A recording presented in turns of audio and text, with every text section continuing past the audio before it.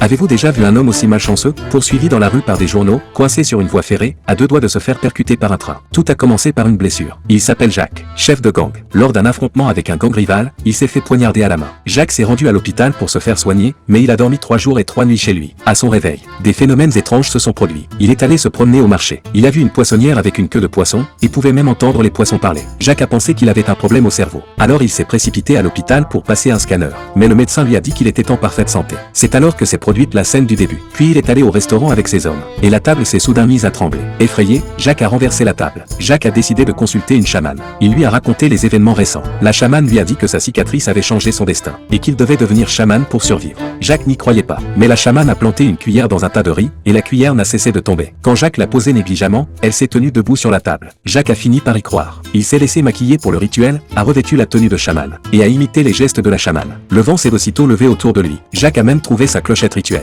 Ainsi s'est achevé son initiation chamanique. Le chaman Jacques a commencé à recevoir des clients. Depuis, Jacques mène une vie bien remplie. En costume, il est chef de gang, en tenue de chaman, il pratique la divination.